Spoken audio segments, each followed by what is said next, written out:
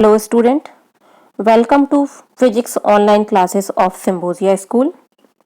Today we will discuss about 4th chapter part 3rd moving charges and magnetism. The topics are magnetic field due to a circular loop carrying current. Second topic, magnetic field due to a solenoid. तो last lecture में हम लोग पढ़ चुके थे magnetic field due to a straight wire. अब इसमें हम पढ़ेंगे magnetic field due to a circular loop carrying current. अब इस डायग्राम में हमारे पास यहां पर एक सर्कुलर लूप है, ठीक है। ये इसको आप देखिए, ये क्या है, ये एक सर्कुलर लूप है और इस लूप को इस तरीके से रखा गया है कि ये पेपर के प्लेन के परपेंडिकुलर है। The plane of the coil, जिसको लूप को हम क्या बोल रहे हैं, फिजिक्स में कॉइल बोलते हैं, तो इस लूप को क्या बोल रहे हैं, coil. The plane of the coil is considered perpendicular to the plane of the diagram. ये इस तरीके से आप एज्यूम कर सकते हो कि जैसे आप अपनी कॉपी पर एक चूड़ी को परपेंडिकुलर रख लो, तो उसी तरीके से ये लूप रखा गया है। अब इस लूप में देखो, इस लूप की या इस कॉइल की रेडियस है a और इसका सेंटर है O। इस O सेंटर से x डिस्टेंस पर एक पॉइंट हमने लिया है P, ये पॉइंट है P और इस पॉइंट पर हमें क्या निकालना है, मैग्नेटिक फील्ड निकालना है कि इस लूप में जो करंट फ्लो हो रही है उस करंट के वजह से इस P पॉइंट पर मैग्नेटिक फील्ड कितना बनेगा, ये हमें करना है इस डेरिवेशन में। तो पहले आप डायग्राम को समझ लीजिए। एक प्लेन पर, यानी कि आपके पेपर का जो प्लेन है उस पर एक कॉइल परपेंडिकुलर रखी हुई है और उस कॉइल की रेडियस है a और उससे उसके सेंटर से x डिस्टेंस पर पॉइंट लिया गया है P, ठीक है। अब इस कॉइल में हमने ये ऊपर की तरफ एक छोटा सा करंट एलिमेंट ले लिया है dl और नीचे की तरफ यानी कि जस्ट उसके ऑपोजिट एक दूसरा करंट एलिमेंट है dl। इसको हम बोल रहे हैं xy और इसको बोल रहे हैं x डैश y डैश। ये दोनों एक दूसरे के ऑपोजिट हैं और इस पूरी कॉइल में करंट जो है वो करंट आपकी इस तरीके से फ्लो हो रही है कि वो C से तो बाहर आती हुई दिखाई दे रही है और D की तरफ अंदर जाती हुई दिखाई दे रही है, ठीक है। यानी कि C पॉइंट से बाहर की तरफ आएगी, ऊपर की तरफ आएगी फ्लो होते हुए और D पॉइंट से अंदर की तरफ जाएगी, इस तरीके से उसमें शो की गई है। अब यहां पर देखो, इस B पॉइंट पर इस P पॉइंट पर हमने सपोज कर लिया कि इस एलिमेंट की वजह से इस P पॉइंट पर एक स्मॉल, यानी कि क्योंकि ये छोटा सा करंट एलिमेंट है तो मैग्नेटिक फील्ड भी छोटा सा बनाएगा, एक छोटा सा मैग्नेटिक फील्ड बनता है dB। और अब हमें पता करना है कि इस dB की डायरेक्शन क्या होगी। तो इस P पॉइंट पर जो dB मैग्नेटिक फील्ड बनेगा वो मैग्नेटिक फील्ड इस डिस्टेंस से यानी कि r डिस्टेंस के परपेंडिकुलर होगा, इस r डिस्टेंस के परपेंडिकुलर होगा। और r डिस्टेंस क्या है, P पॉइंट को इस करंट एलिमेंट से मिलाने वाली डिस्टेंस है, इसके परपेंडिकुलर होगा। यानी कि ये वाला जो एंगल है वो कितना है, 90, ठीक। अब इस मैग्नेटिक फील्ड के दो कंपोनेंट्स होंगे, एक होगा dB sin phi, इसको हमने एज्यूम कर लिया है कि ये कितना एंगल बनाता है, phi।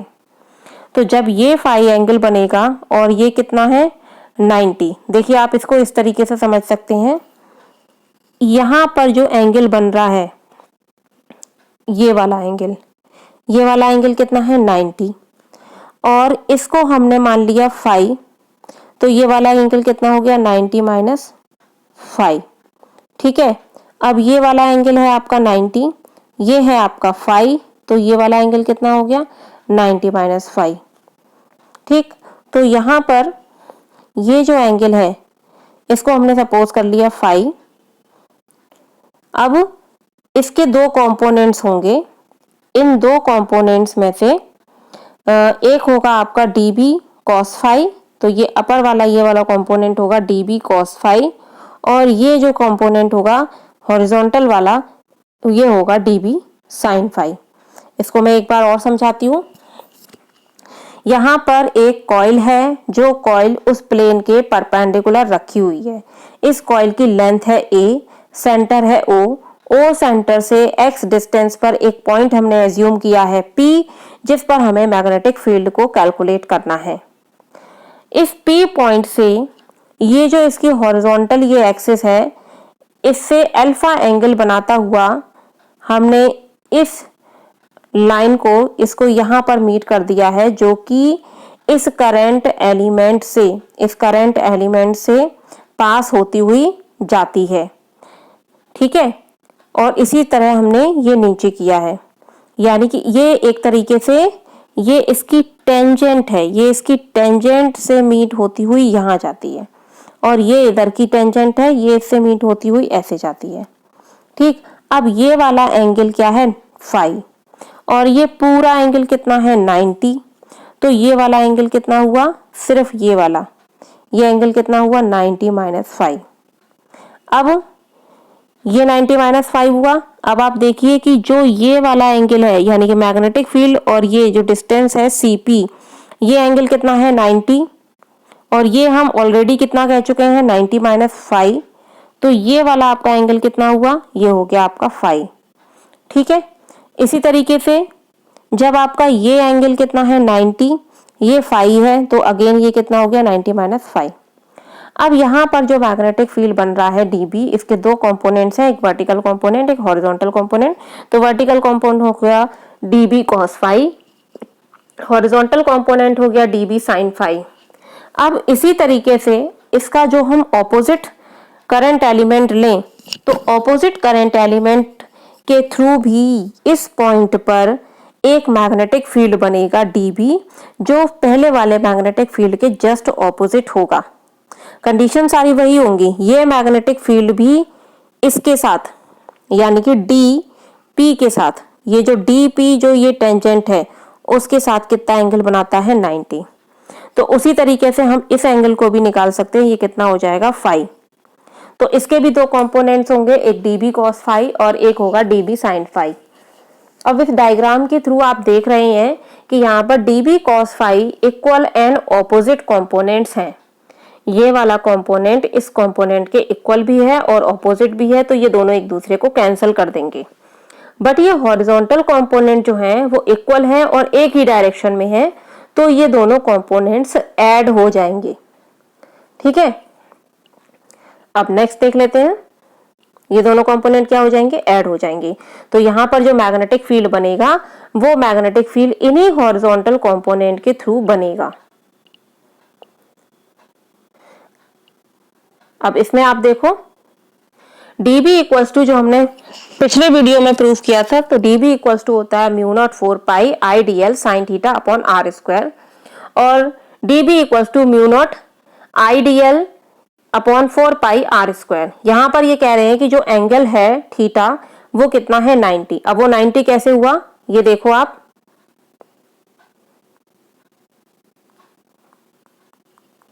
फर्स्ट पेज पर हम दोबारा चलते हैं। ये 90 कैसे हुआ, हमने सपोज कर लिया है कि ये जो R है, यानी कि ये जो R लेंथ है, ये अगर लूप की रेडियस यानी कि A बहुत छोटी हो, बहुत ज्यादा छोटी हो इस x के कंपैरिजन में A बहुत छोटा हो, तो उस कंडीशन में ये जो R है वो लगभग इधर आ जाएगा, लगभग इसके पैरेलल आ जाएगा। तो उस दौरान ये वाला जो एंगल होगा वो कितना होगा 90। तो उसको हमने एज्यूम कर लिया है, if A is very very small in with respect to the x, so the angle is similar to 90। Angle किसके बराबर हो जाएगा, एंगल इज इक्वल टू 90 के बराबर हो जाएगा, क्योंकि ये भी इसके पास बिल्कुल परपेंडिकुलर आ जाएगी जब ये रेडियस जो है वो बहुत छोटी होगी। मैं ये कहना चाह रही हूँ कि जब ये A बहुत छोटा होगा तो ये लूप बहुत छोटा होगा, और लूप जब बहुत छोटा होगा, सपोज आपका लूप इतना सा है, तो उसमें जो ये टेंजेंट वाली जो लाइन है वो लगभग आपकी ये होगी, तो ये जो एंगल है वो लगभग इक्वल हो जाएगा 90 के। ठीक है, अब वापस हम अपने सेकंड पेज पर चलते हैं।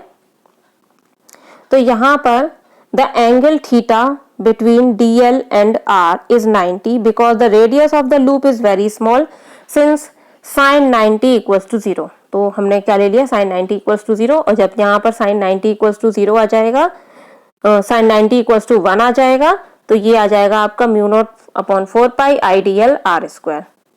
सो dB is resolved into two components, ये हम पहले ही बता चुके हैं, dB cos phi and dB sin phi। और due to diametrically opposite current elements cos phi components are always opposite to each other and hence they cancel each out। तो वो क्या हो जाएंगे, वो अपोजिट भी होंगे, इक्वल भी होंगे, तो वो एक दूसरे को कैंसिल कर देंगे। Since sin phi components due to all current elements DL get added up। अब ये देखिए इस डायग्राम में हमने तो दो ऑपोजिट करंट एलिमेंट ले लिए थे, लेकिन इस पूरी जो कॉइल है उसमें बहुत सारे इस तरीके के करंट एलिमेंट होंगे जो कि इक्वल एंड ऑपोजिट होंगे। तो इन सबको जब हम एक साथ लेंगे तो सबके साथ क्या होगा, dB cos phi तो हमेशा क्या आएगा, इक्वल एंड अपोजिट हो जाएगा, तो वो आपका कैंसिल हो जाएगा। बट dB sin phi आपका ऐड हो जाएगा। ठीक है, so hence they cancel out and since sin phi component due to all current elements DL get added up। तो सारे जो sin phi वाले कंपोनेंट्स होंगे वो क्या हो जाएंगे, ऐड हो जाएंगे। अब हमें क्या करना है, हमें पूरे कॉइल की वजह से पॉइंट P पर मैग्नेटिक फील्ड निकालना है। तो हम इसको क्या करेंगे, इंट्रीगेट कर देंगे। सो B इक्वल्स टू हो जाएगा इंट्रीगेशन dB sin phi। अब यहां पर आप dB की वैल्यू रख दीजिए, ये वाली, सॉरी ये वाली रखिएगा, तो ये वाली हमने वैल्यू रख दी, यहां पर ये वैल्यू रख दी। अब ये sin phi, अब sin phi जब आप उस डायग्राम से निकालेंगे तो sin phi इक्वल्स टू आ जाएगा A अपॉन अंडर रूट, देखिए sin phi आएगा आपका A अपॉन R, और R को हम पाइथागोरस से निकालेंगे तो A upon under root A square plus x square आ जाएगा। अब इसको हम लिख सकते हैं म्यू नॉट, ये म्यू नॉट, ये म्यू नॉट आ गया, आई आ गया। DL को जब आप करोगे तो पूरे लूप का सरकमफ्रेंस लोगे, पूरे सर्कल का सरकमफ्रेंस लेंगे, तो ये हो जाएगा 2 पाई A साइन फाई की value A upon under root A square plus x square, और ये R स्क्वायर को हमने ब्रेक कर लिया है पाइथागोरस से, A square plus x square. तो ये जो ये चीज है नीचे वाली, इसको हमने कंबाइन कर दिया है, ये आ जाएगा आपका पावर 3/2। तो आपका ये जो B है मैग्नेटिक फील्ड है, वो magnetic field mu naught I A square upon 2A square plus x square की पावर 3/2, ये जो मैग्नेटिक फील्ड है वो इस सर्कुलर लूप की वजह से इसके सेंटर से x डिस्टेंस पर P पॉइंट पर मैग्नेटिक फील्ड है। ये टोटल मैग्नेटिक फील्ड है। ठीक है, नेक्स्ट अब इसमें कुछ स्पेशल केसेस हैं, तो वो स्पेशल केसेस क्या हैं, एट द सेंटर। अब हमें निकालना है कि अगर हमारा जो x डिस्टेंस पर जो हमने P पॉइंट लिया है, उस P पॉइंट पर मैग्नेटिक फील्ड हमने निकाल लिया। अब हमें क्या चाहिए, हमें सेंटर पर निकालना चाहते हैं। तो सेंटर पर निकालने के लिए आप क्या करिए, x इक्वल्स टू 0 कर दीजिए।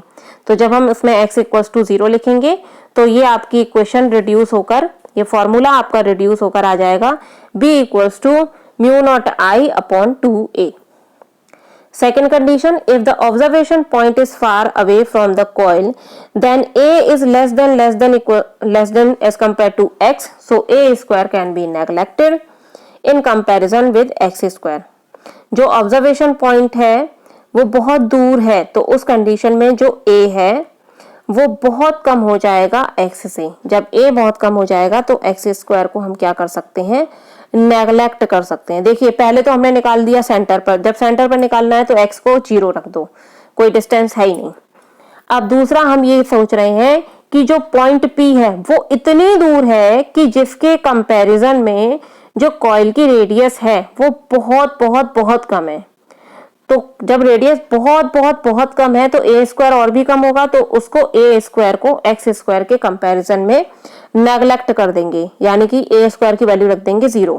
तो आपका फॉर्मूला रिड्यूस होकर ये आ जाएगा। नीचे जो डायग्राम दे रखे हैं, different views of direction of current and magnetic field due to circular loop of a coil है। ये आप अपना 10th क्लास में पढ़ चुके हो। ये एक बड़ा सा लूप है जिसमें कि करंट फ्लो हो रहा है क्लॉकवाइज डायरेक्शन में, और इस क्लॉकवाइज डायरेक्शन में जब करंट फ्लो हो रहा है तो यहाँ पर ये मैग्नेटिक फील्ड का पैटर्न है। ये मैग्नेटिक फील्ड कुछ इस तरीके से बनता है। यहाँ पर मैग्नेटिक फील्ड में जो सेंटर पर आप देखेंगे इन वाली लाइन पर, ये जो लाइंस हैं वो एक ही डायरेक्शन में है और लगभग एक दूसरे के पैरेलल हैं। तो यहाँ पर मैग्नेटिक फील्ड की स्ट्रेंथ सबसे ज्यादा होती है। सेकंड जो आपको डायग्राम दे रखा है वो डायग्राम एक सोलेनॉइड के थ्रू मैग्नेटिक फील्ड का है।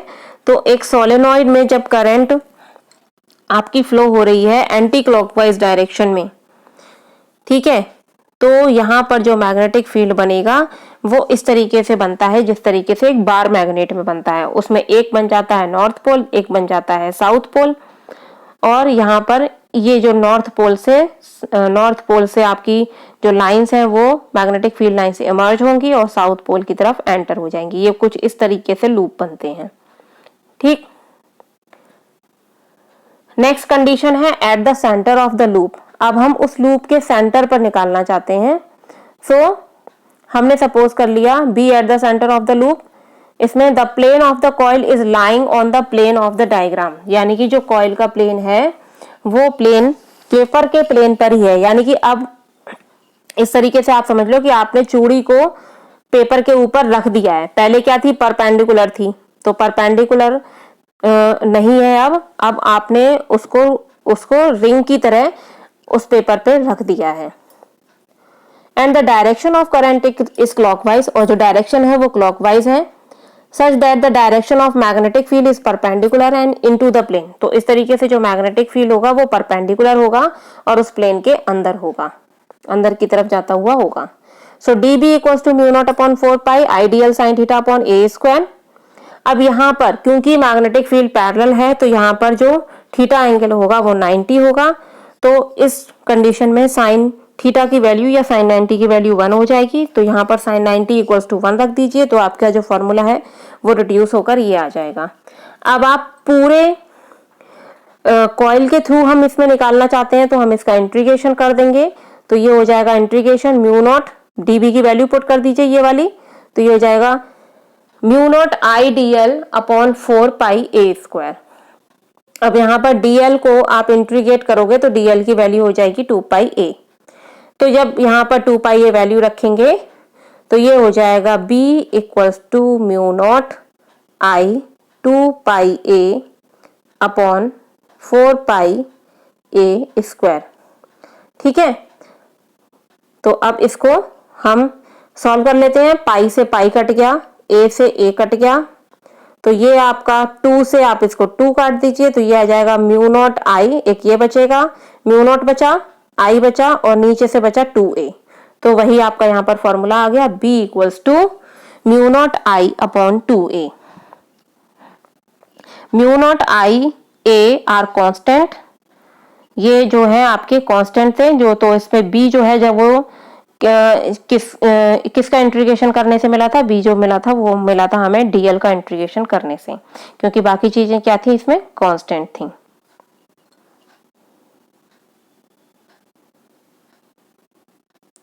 सो इसमें जब हम इसका ग्राफ ड्रॉ करेंगे b में a में, तो वो कुछ इस तरीके से ग्राफ आपका मिल जाएगा। यानी कि जैसे जैसे हम यहाँ पर B आपका जो है लगभग सेंटर पर मैक्सिमम होगा, जैसे जैसे A यानी कि रेडियस बढ़ती चली जाएगी वैसे वैसे B जो है यानी कि मैग्नेटिक फील्ड जो है वो क्या होता जाएगा, रिड्यूस होता चला जाएगा। सेंटर पर मैग्नेटिक फील्ड सबसे ज्यादा होगा और रेडियस जैसे जैसे बढ़ेगी B यानी कि मैग्नेटिक फील्ड जो है वो रिड्यूस होता जाएगा। Magnetic field due to a solenoid. Solenoid क्या होता है, आप ये सोलेनॉइड 10th क्लास में भी पढ़ चुके हो। सोलेनॉइड क्या होता है कि किसी भी वायर को हम इस तरीके से आपस में लपेट दें कि सिलेंड्रिकल फॉर्म में उसके बहुत सारे टर्न्स बन जाएं। किसी भी वायर को जब हम सिलेंड्रिकली रैप्ड कर दें एक दूसरे से बहुत सारे टर्न्स बनाते हुए, तो उसको हम कहते हैं सोलेनॉइड, जो आपका कुछ इस तरीके से होता है। मान लीजिए मेरे पास ये स्ट्रेट वायर है। अब इस स्ट्रेट वायर को मैंने क्या किया है, ऐसे आपस में पास पास ऐसे बहुत सारे लूप बनाते हुए उसको एक सिलेंड्रिकली फॉर्म में लपेट दिया है। तो ये क्या हो गई, ये एक सोलेनॉइड हो गई। अब इस वायर का जो कनेक्शन है मैं एक बैटरी से कर दूं और एक की लगा दूं, तो इस वायर में करंट फ्लो होने लगेगा। और जब इस वायर में करंट फ्लो होगा तो ये करंट क्या बनाएगा, मैग्नेटिक फील्ड बनाएगा। तो ये जो मैग्नेटिक फील्ड बनाएगा, अब जो आप ये वाला लूप देखिए और ये वाला लूप देखिए। अब अगर इसमें करंट फ्लो हो रहा है क्लॉकवाइज डायरेक्शन में, तो ये बन जाएगा आपका साउथ पोल। और अगर इसमें करंट, इस वाले लूप में करंट फ्लो हो रहा है एंटी क्लॉकवाइज डायरेक्शन में, तो ये बन जाएगा नॉर्थ पोल। तो करंट के डायरेक्शन ये डिसाइड करते हैं कि कौन सा पोल बनेगा। तो यहाँ पर ये क्या दे रखा है, यहाँ पर एक सोलेनॉइड दे रखा है, ये आपके टर्न्स हैं और इन टर्न्स में आपकी करंट फ्लो हो रही है। तो यहाँ पर करंट है आपकी anti clockwise, anti clockwise current है, यानी कि कुछ इस तरीके से करंट है, इधर इस तरीके से एंटी क्लॉकवाइज करंट है, तो यहाँ पर बनेगा नॉर्थ पोल। यहाँ पर क्लॉकवाइज करंट है तो ये बनेगा साउथ पोल। ठीक है, आप ये देखो कि एन में जो ये वाला एरो है वो एंटी क्लॉकवाइज शो कर रहा है, तो इधर बनता है, जिधर एंटी क्लॉकवाइज करंट होती है उधर बनता है नॉर्थ पोल। और ये जो एरो है वो क्लॉकवाइज शो कर रहा है, तो जिधर क्लॉकवाइज करंट होती है उधर बनता है साउथ पोल। अब यहाँ पर बार मैग्नेट की तरह मैग्नेटिक फील्ड लाइंस बनेगी, यानी कि नॉर्थ पोल से इमर्ज होगी और एंटर जो टर्मिनेट है वो कहाँ पर होगी, साउथ पोल पर। और ये सोलेनॉइड पूरा की पूरा एक बार मैग्नेट की तरह बिहेव करता है, तो इसके अंदर जो मैग्नेटिक फील्ड लाइंस होंगी वो बार मैग्नेट की तरह मैग्नेटिक फील्ड लाइंस होंगी, यानी कि यूनिफॉर्म होगा मैग्नेटिक फील्ड, और ये सारी फील्ड लाइंस हैं जो एक दूसरे के पैरेलल होंगे। तो ये जो मैग्नेटिक फील्ड का स्ट्रक्चर था सोलेनॉइड के थ्रू, इसमें टिप दे रखा है, when we took at any end of the coil carrying current, if the current is in anti-clockwise the direction, then the end of the coil behaves like a north pole, and if the current is in clockwise direction, then that end of the coil behaves like a south pole. तो ये आपका magnetic field हो गया due to solenoid. Thank you.